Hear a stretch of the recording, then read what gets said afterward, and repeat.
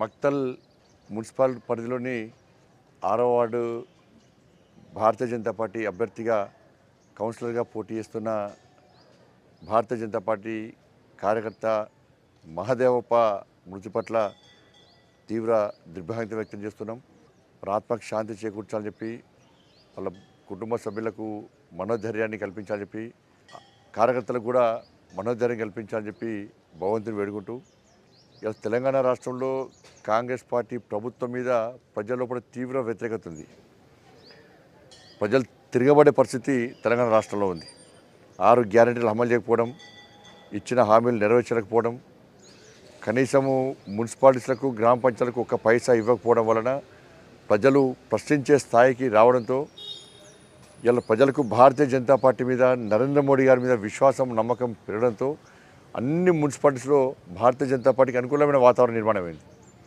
ఈ పరిస్థితిలో మక్తల్లోనే 6వ వార్డు కౌన్సిలర్ మహదేవప్ప గెలుపు దిశగా వస్తున్న తరుణంలో కాంగ్రెస్ పార్టీ నాయకులు ఫోన్ ద్వారా బెదిరించి పోటీ నుంచి తప్పుకోవాలని చెప్పి వార్నింగ్ ఇవ్వడంతో కేవలం ఒక్కరోజు కాదు, మొదటి నుంచి కూడా అనేక సందర్భాల్లో వార్నింగ్ ఇష్టపడి కూడా మహదేవప్ప ధైర్యంగా ఇలా బరిలో నిలబడ్డాడు.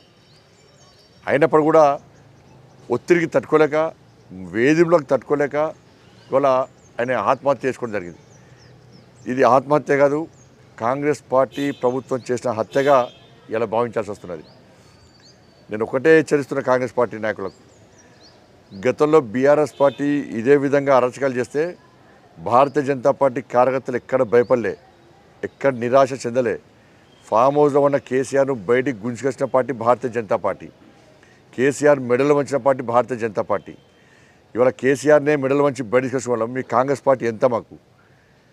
ఇలా కాంగ్రెస్ పార్టీ మొదటి నుంచి కూడా మున్సిపల్ ఎన్నికల్లో నోటిఫికేషన్ వచ్చినప్పటికీ కూడా అనేక ప్రాంతాల్లో భారతీయ జనతా పార్టీతో పాటు ఇతర పార్టీ కార్యకర్తలను ఎత్తుకపోవడం, బెదిరించడం, వాళ్ళ కుటుంబ సభ్యులు ఉద్యోగస్తుంటే వాళ్ళకు వార్నింగ్లు ఇవ్వడం, పోటీ నుంచి తప్పించే ప్రయత్నం చేయడం. చేతగాని దద్దమ్మ పార్టీ కాంగ్రెస్ పార్టీ. వాళ్ళ మీకు ధైర్యం ఉంటే, మీకు చీము నెత్తురుంటే డైరెక్ట్ బరిలో దిగి మీకు గెలిపేందో చూపట్టండి. పిరికి పందెం లెక్క, సేవ చేసిన లెక్క, చాతగానం లెక్క ఇవాళ భారతీయ జనతా పార్టీ కార్యకర్తలను వేధింపులకు గురి చేస్తే ఇవాళ తగిన గుణపాఠం చెప్తాం. భయపడే ప్రసక్తి లేదు. మీ ఏం కాదు, కాంగ్రెస్ పార్టీతో ఏం కాదు. ప్రజలు రోడ్ల మీద తిరిగిపడే పరిస్థితి ఉన్నది. తిరుగుమని రాష్ట్ర ముఖ్యమంత్రిని తిరుగుమని చెప్పి రోడ్ల మీద తిరుగుమని చెప్పాను. మీ మంత్రులను రోడ్ల మీద తిరుగుమని చెప్పాను. రాళ్లతో కొట్టే పరిస్థితి వచ్చింది తెలంగాణ రాష్ట్రంలో. ఈ ఎన్నికలు వస్తాయి పోతాయి. ఎన్నికల తర్వాత మిమ్మల్ని వదిలిపెట్టే ప్రసక్తి లేదు. మహదేవప్ప మృతి వాళ్ళ ప్రతి భారతీయ జనతా పార్టీ కార్యకర్తలు కూడా ఆవేదన రగిలిస్తున్నది, అలా ఆవేశం రగిలిస్తున్నది. మా యొక్క సహనాన్ని మీరు పిరికితనంగా భావిస్తే ఇలా తిరగబడుతున్న విషయం గుర్తుంచుకోరు. వదిలిపెట్టే ప్రసక్తి లేదు. ఇలా భారతీయ జనతా పార్టీ కార్యకర్తలుగా పిలిచేస్తున్నా, ఆత్మహత్యలు చేసుకోకండి. భారతీయ జనతా పార్టీ కార్యకర్తలకు దేనికైనా తెగించి కొట్టాలండి. మీ వెనక భారతీయ జనతా పార్టీ రాష్ట్ర శాఖ ఉన్నది. నాయకులం అందరం మీ వెనకాల ఉన్నాం. ఎక్కడ ఆపద వచ్చినా, ఎక్కడ కష్టం వచ్చినా అర్ధరాత్రి మీ ముందు వాడడానికి మేము సిద్ధంగా ఉన్నాం. భయపడే ప్రసక్తి లేదు. రేపే కౌంటౌన్ స్టార్ట్ అయింది కాంగ్రెస్ పార్టీకి. ఎల్లుండి నుంచి యుద్ధం ప్రారంభిస్తాం. కాంగ్రెస్ పార్టీ సంగతి చూస్తాం. ఇలా మహదేవప్ప మృతి విషయంలో రాష్ట్ర ప్రభుత్వం వెంటనే విచారణ కొనసాగించాలి. కాంగ్రెస్ పార్టీ నాయకులను వెంటనే అరెస్ట్ చేయాలి. ఇది ఆత్మహత్య కాదు, కాంగ్రెస్ ప్రభుత్వం చేసిన హత్యగా మేము భావిస్తున్నాం. ఇలా మా రాష్ట్ర అధ్యక్షుడు రామచంద్ర గారు ఆల్రెడీ మక్తల్ బయలుదేరు.